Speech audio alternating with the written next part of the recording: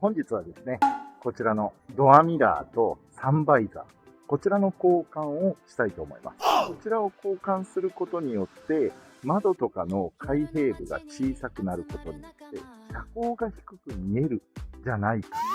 ということで、ドアミラーとサンバイザーをですね、ボディ同色にして車体自体を低く見せると、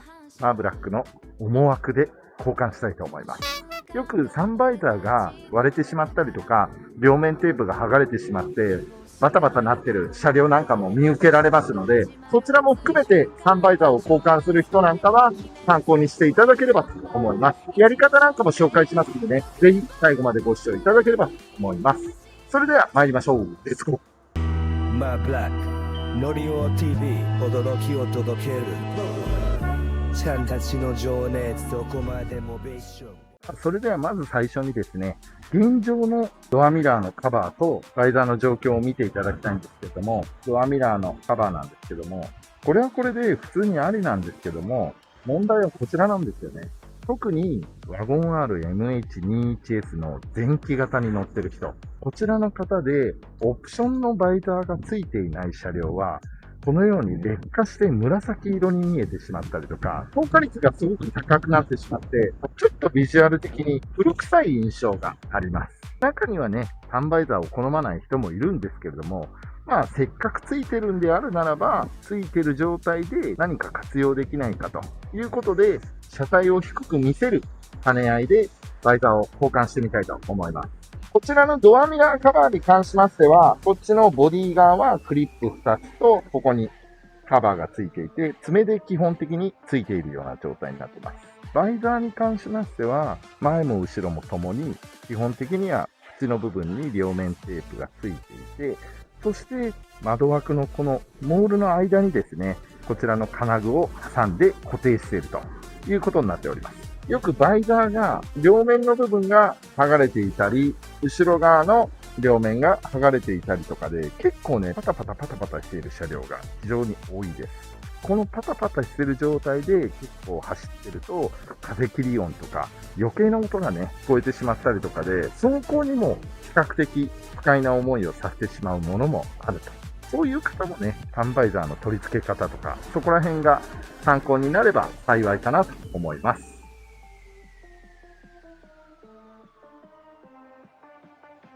それでは今回取り付けるバイザーとドアミラーカバーなんですけども、こちらはですね、もうすでに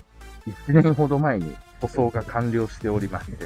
ウレタン塗料ガチガチに固まっていると思います。こちらのドアミラーカバーも、こちらのサンバイザーに関しましても、ボディ同色に塗っている仕様であります。大きな狙いは、このバイザーをボディと同色にすることによって、窓の開口部、いわゆるガラスの部分をですね、小さく見せることによって、車体が低く見えるんではないかと。これはね、今回実験でもあるんですけれども、以前私なんかはバイザーをね、ボディのように塗ってる人なんかを見ると、下品な仕様だなとか思ってたんですけれども、私の車両、幸いにも黒なので、じゃあ黒の同色であるならば結構ありかなと思いまして、バイザーを塗ってみました。塗装に関しましては、もちろんウレタン塗料でブルーイッシュブラックパールに塗ってあるんですけれども、後に両面テープを剥がしたんですが、この両面テープを剥がした時に私パーツクリーナーを使ったんですけれども、その両面テープが溶けたのとパーツクリーナーが混じった液体が垂れたことによって、ちょっとこういうシミができてしまっております。これはちょっと汚い状態なんで、私もこれをそのままずっと走り続けるっていうのは嫌なので、取り付けた後にですね、固定された状態でコンパウンドでね、研磨をして綺麗にしていきたいと思います。それではですね、実際にこちらの車両からドアミラーカバーとバイザーを取っていきたいと思います。まずはこちらのドアミラーカバーから外していきましょう。ドアミラーカバーなんですが、まずボディ側についているドアミラーカバーはこのようになっておりまして、ここの溝のところにこのようなクリップがついております。このクリップがこちらの溝にはまるということで、取り付けるときね、2箇所カポッとはめるだけなんですけれども、実はですね、これ取り外す際に、これがついてる状態で取るんですけれども、何十年も経っているので、日に当たっていなかったとしても、劣化によって、この頭の部分がですね、パキッと割れてしまいます。それなので、私はこのようにクリップを新品で購入しました。この黄色いのはたまたま運がよく残っていたものなので、貴重なので、非常用として持っております。片側2個ずつ、両サイドで4個必要となりますので、最低4個買ってください。もう1台のスティングレイの方に関しましても、ボディ同色を考えておりますので、一応ですね、多めに購入しておきました。ドアミラーカバー交換するので欲しい方なんかは、この動画でリンクを貼っておきますので、ぜひそちらから購入してください。さあ、それではドアミラーカバーから始めていきましょう。ご覧の通り構造的にこちらを見ると、下から溝が切り欠きされてますので、上に向くような感じでやるといいと思います。ただ、先ほど言った通り、クリップが劣化してますので、おそらく割れると思います。ただ一応そのような手順でやってみたいと思います。こちら、カバーがついているような状態になりますので、クリップ外しで上に持ち上げるようなイメージで上げていきましょう。多分難しいと思います。とりあえず取れたんですけども、ご覧のように、新品がこちらに対して、このように頭の部分が折れてしまいます。私は今のところ、うまく外れたことはありません。なので私は毎回新品を買ってます。1個120円とかそれぐらいなので、新品購入しといた方がいいかなと思います。そしたらこちらの残った側のクリップをで割れちゃうんですね。これ非常に取り外しが難しいです。詳しい方いらっしゃったら教えてください。毎回私こうやって割ってしまいます。取り付ける側のドアミラーカバーに新品のこのクリップをこの溝に合わせて付けます。もう1個、2個ですね。こちらをかぶせるだけでなんか嫌な音しましたが、ちゃんとしっかりついたと思います。これで前側のカバーが完了しました。ドアミラーについているカバーの方に関しましては、こちらの後ろ側からこれを起こします。起こしたら、下側の爪を引っ張るような感じでつけます。そうすると、このように外れます。ここの爪がね、あんまり無理やると折れてしまいますので、ここは比較的耐久性はあるんですよね。なんですが、変な取り方すると割れてしまいますので、十分気をつけてください。そしてこちらもボディ同色のカバーを取り付けていきます。爪を合わせてからはめるような感じで、ほとんどはまってるんですが、最後は後ろをパコッとはめるだけです。これで完了です。全く同じのボディ同色になりました。これがね、後々どういう印象を与えるのかちょっとわかんないんですけども、なんとかいい塩梅になることを祈っております。続いてバイザーなんですが、カバーを開けてですね、ここのモールを外しましょう。上の部分だけで結構です。ご覧の通りですね、クリップが挟まってます。なので、このクリップを引いて、爪を起こせば取れます。ですね、こちらを端の方から両面テープを剥がしていくのがいいと思います。ただし、もう何十年も経っている車両なので、両面テープがやはり残ります。そして、この両面テープがものすごく厄介者です。これをね、ちょっとうまく剥がせるように綺麗に取っていきたいと思いますが、おそらく無理だと思います。とりあえずやってみましょう。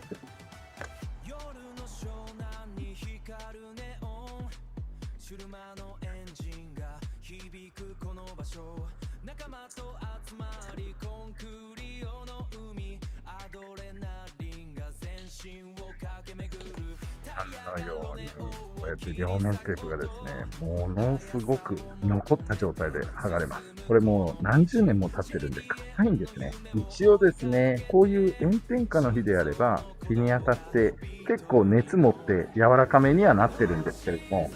それでも簡単には外せないので、皆さん、これが今回の作業で一番時間がかかるところでございます。根気よく外しましょう。とりあえず、取れるところだけ取っていって、ヘラとかね、傷つけないように取ってって、それで最後は軽くパーツクリーナーとかで綺麗に洗浄できて取れればいいなと思います。新しい方のね、両面テープがちゃんと接着しないで剥がれてしまったりとかしますので、なんとか根気よく剥がしましょう。何時間コースで時間がかかると思いますので、一旦スキップしたいと思います。あれからですね、1週間ほど経過しまして、両面テープもまだ剥がれておりません。やはり範囲が広いので、私の性格上、ごっそり取れないと気が済まないというのがありまして、ちょっと部品を発注してました。こちらのですね、ベタディスクという商品を購入しまして、何なのかと言いますと、硬いゴムのグラインダーみたいな感じになってまして、グイーンと、こんな感じで回します。それでこの側面部に両面テープの部分を当てて、摩擦で擦っていくと。これをですね、やって、せっかちなので、ドバッと取れないと気が済まないので、こちらでごっそりと取っていきたいと思います。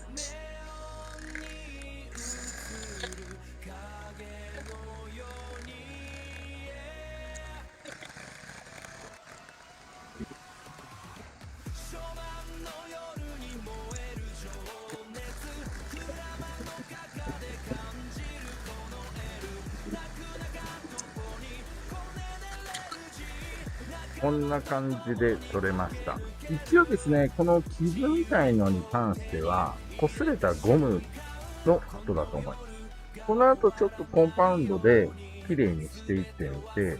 仮にここが綺麗に剥がれなかったとしても、雑な言い方なんですけども、ここは隠れてしまうので、とりあえず問題ないかなということで、できるだけ綺麗にして、その後バイザーを貼っていきたいと思います。あとは、残り3箇所ね、やってみたいと思います。これで、なんとか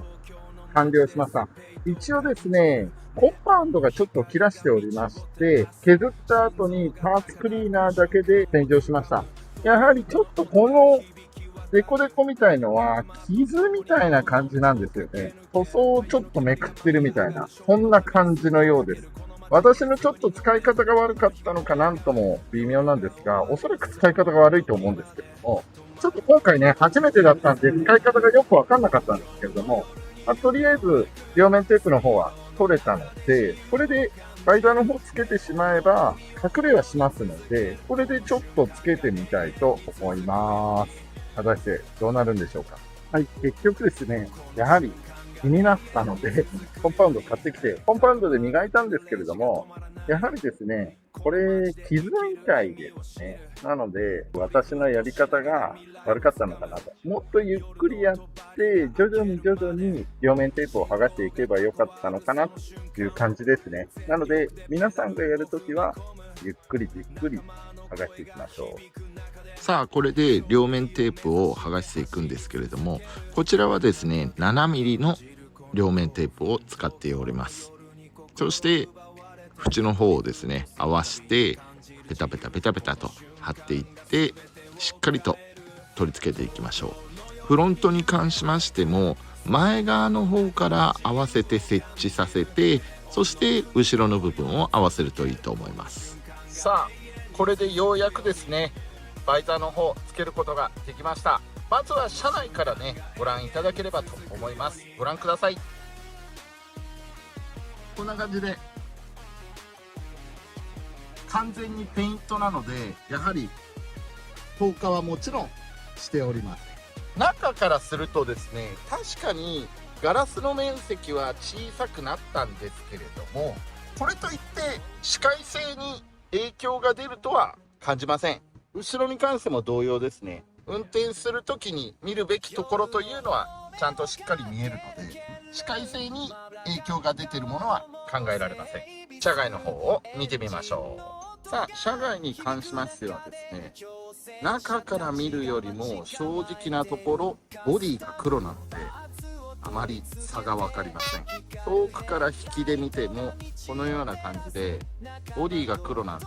あまり車体が低くなったというのは感じづらい状況です。個人的には今までね、元々のバイザーが透過率のある薄い紫でちょっと古臭いイメージだったので、今回この黒のバイザーにしたことによって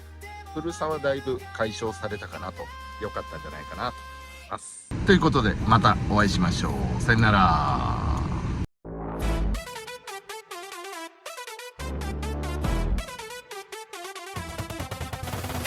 夜の峠を駆け抜けるワゴンなるカスタム入ってる新鮮な音が焼き渡るライバルたちを聞いたりにビート感高なカンカン心臓が高かってるこの瞬間アクセル踏み込む速さ壁を切ってしむこの道ダイナミックなビートに乗せて輝感が体を包むシェンリの光が見えるこの瞬間を感じて急上昇する新鮮な音なぎとするビートが心を打つ峠の茶へとなく夜の闇を切り裂いてシェンリを掴むその時までこの走りを止めないでライバルたちの背中を追い越し自分を信じて突き進め夜空に星が遠くエンジンの音が弾む街仲間たちが応援してる一緒に夢を追いかけようスピード感が溢れる心の中の炎が燃えるこの瞬間を永遠に胸の中で走り続けろ急上昇する新鮮な音まぎとスピードが心を打つ峠の王者へと巻く夜の闇を切り裂いて急上昇する新鮮な音まぎとするビートが心を打つ